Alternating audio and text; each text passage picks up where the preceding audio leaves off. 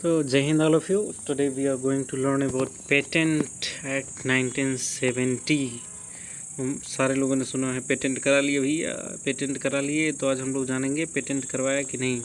तो पेटेंट का यूज हमारे लाइब्रेरी में क्या होता है, इसको हम थोड़ा सा पढ़ लेते हैं, पेपर में पास हो जाते हैं, अच्छे से लाइब्रेरियन बन जाते हैं, फिर लोगों को बता देते हैं कि पेटेंट क्या होता है और लाइब्रेरी में हम यूज कर लेंगे कि पेटेंट क्या होगा। तो इतने सारे फ़ायदे हैं, तो पूरा वीडियो देख लेना।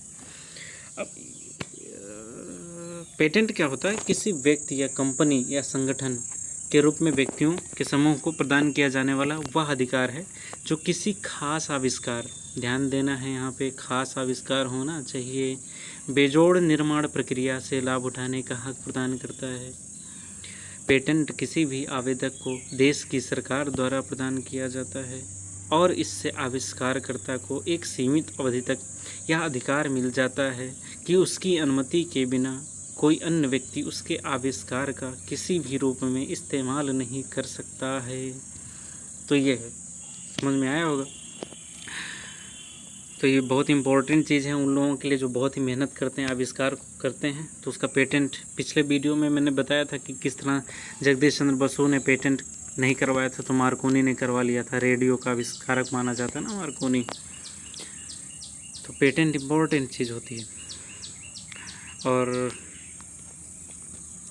पेटेंट सभी तकनीकी क्षेत्रों में उत्पादों और प्रक्रियाओं दोनों के लिए उपलब्ध होता है जब वे नवीन होते हैं, कोई विशेषता रखते हैं और औद्योगिक अनुप्रयोग में सक्षम होते हैं।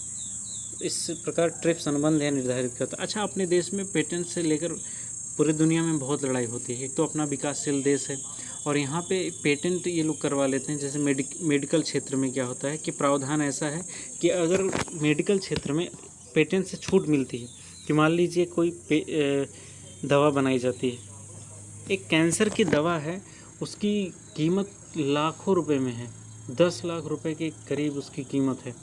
तो भारत पेटेंट करवाने के बाद उसकी अगर जेनरिक मेडिसिन बनाई जाए तो वो शायद 7-8 हज़ार में आएगी, 7-8 हज़ार रुपये में मिल जाती है।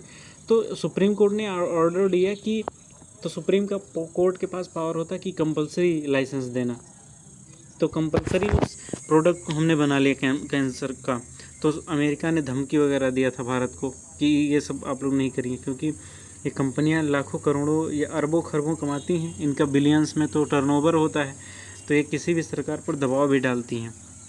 तो भारत सरकार ने बोला कि जो उखाड़ना उखाड़ लो, हम नहीं मानेंगे, क्योंकि सुप्रीम कोर्ट का भी आदेश था। अब सोचो, एक कैंसर का व्यक्ति है, उसको 10 लाख रुपए की एक टेबलेट मिले तो फिर कैसे काम चल पाएगा।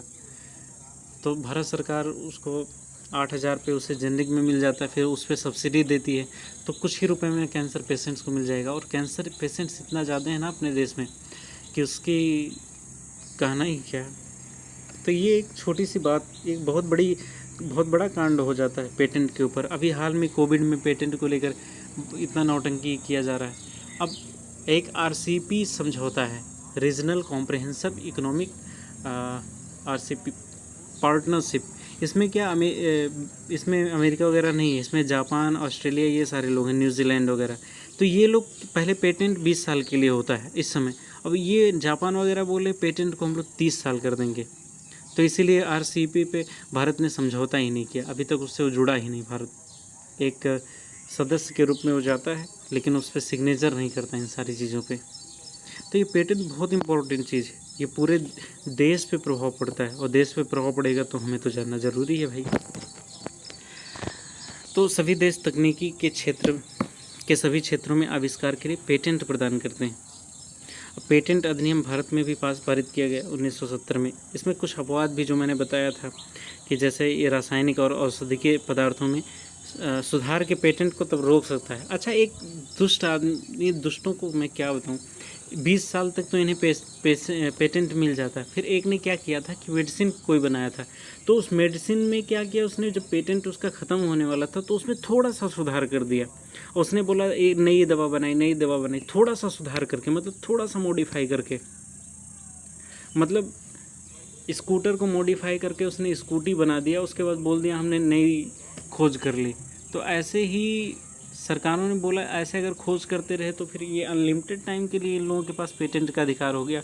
तो ये नहीं किया जा सकता है कि थोड़ा सा मॉडिफाई करके और उसको बार बार पेटेंट करवा लिया जाए, क्योंकि इनको लाखों करोड़ों रुपए रॉयल्टी मिल जाते हैं सरकारों से या जनता से, हमें ही देना पड़ता है, तो हमारे ऊपर ही सारा बोझ आता है। अभी 1 लाख रुपए की तो 10 लाख रुपए की कैंसर दवाई खरीदनी हो तो भैया मतलब मर ही जाएंगे, 10 लाख रुपए कहाँ जुट पाएगा।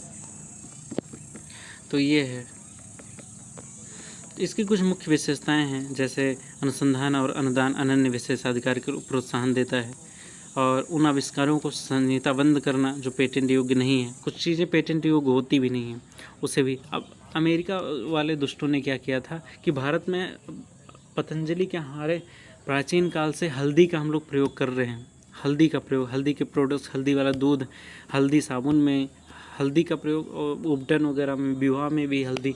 तो उन दुष्टों ने क्या किया था कि हल्दी के कई चीज़ों पे प्रोडक्ट्स बनवा के हल्दी के गुणों पे उसने पेटेंट ले लिया था।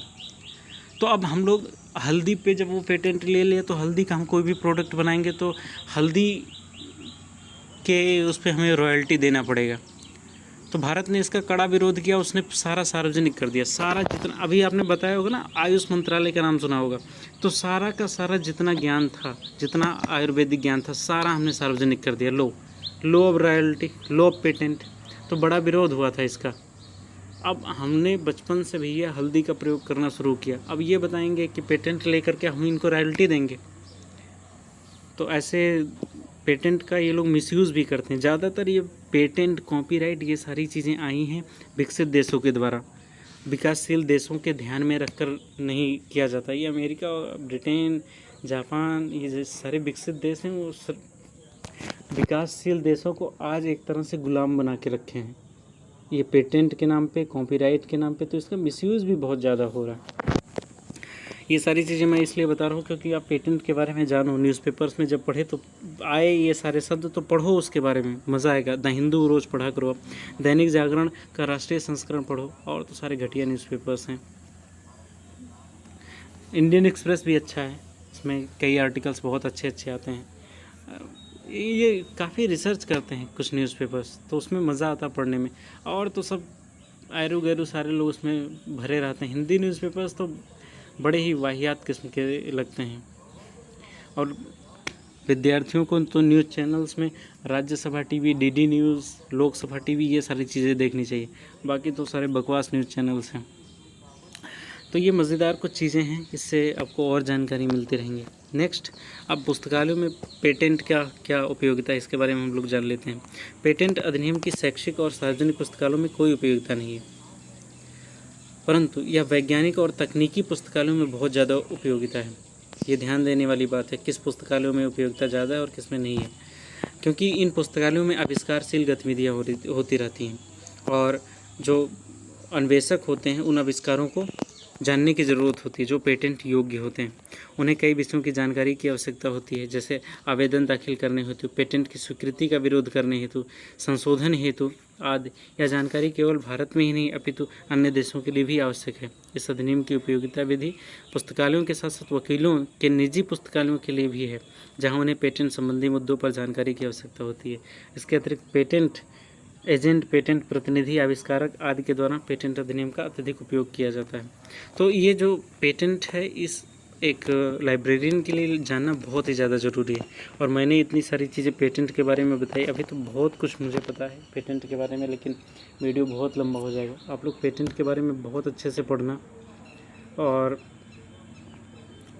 ये जो पेटेंट्स करवाए जाते हैं, इन्हीं पेटेंट्स वगैरह के आधार पर नोबेल प्राइजेज़ भी मिलते हैं इन लोगों को।